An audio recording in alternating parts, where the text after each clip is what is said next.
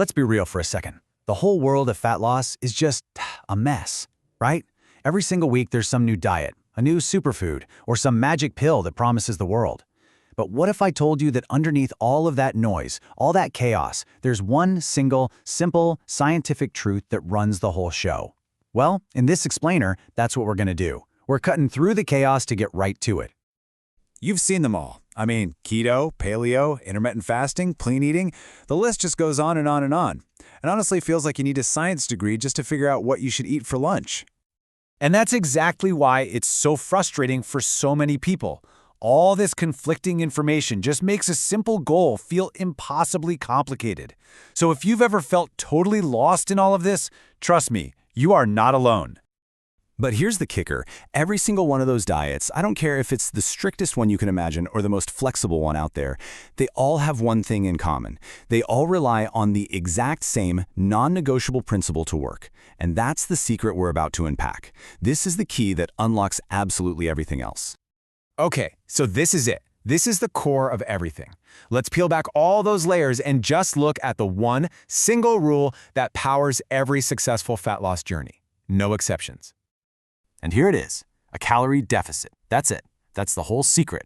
It's just the simple, unchangeable law of thermodynamics applied to your body. To lose fat, you must, and I mean must, consume fewer calories than your body burns. There's no way around this. It's just physics. You know, the easiest way to picture this is to think of an old-school balancing scale. On one side, you've got all the energy you put into your body, and on the other side, you've got all the energy your body uses. So, energy in, that's the easy part. It's just all the calories you get from food and drinks. Now, energy out is a little more complex. It's your workouts, sure, but it's also the energy your body burns just keeping the lights on, breathing, thinking, circulating blood, plus all the other little things you do, from fidgeting at your desk to walking up the stairs. And this little chart breaks it down perfectly. You've basically got 3 states you can be in. If your energy in equals your energy out, the scale is balanced and your weight stays stable. If you put more energy in than you burn, you're in a surplus and you gain weight. But if your energy in is less than your energy out, that's the magic zone. That's the calorie deficit, and that's when you lose weight. The whole game is just tipping the scales in favor of energy out.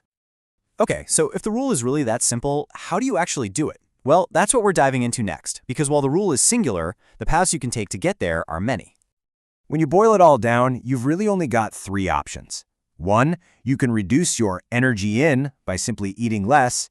2, you can increase your energy out by moving your body more. Or 3, and this is for sure the most effective and sustainable strategy for most people, you do a little bit of both. And this is the big reveal. Remember all those popular diets we talked about?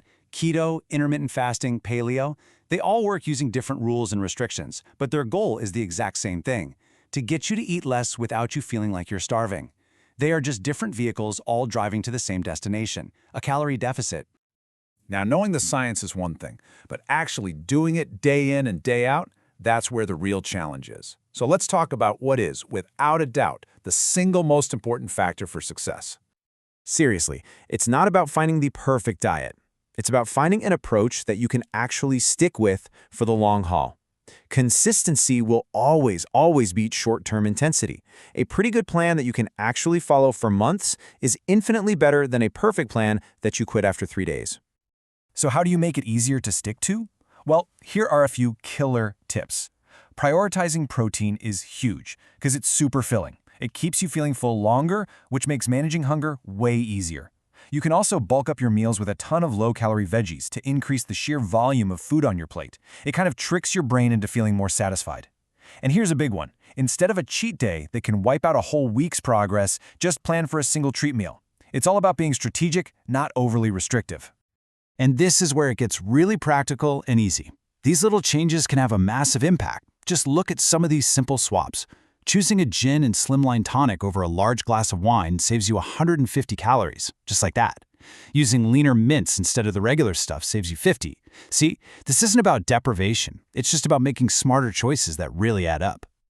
Let's just zoom in on one of those for a second. Switching from a normal chocolate bar to a high-protein diet bar doesn't just save you almost 50 calories.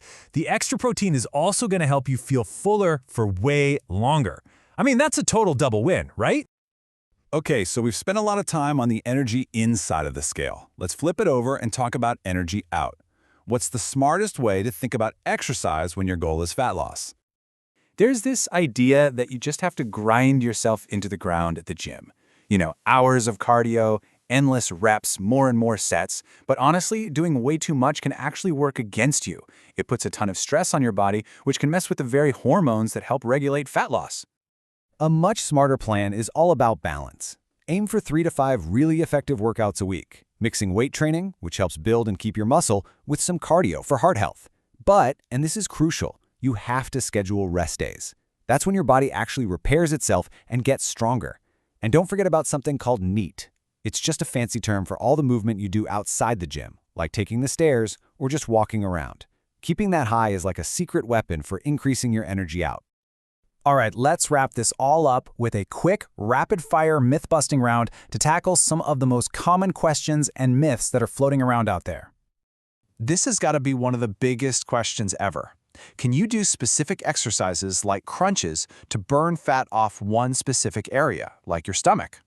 And the answer is a hard no. This is a total myth. You cannot spot reduce fat. It's impossible. When you're in a calorie deficit, your body decides where the fat comes from. You don't get to pick and choose.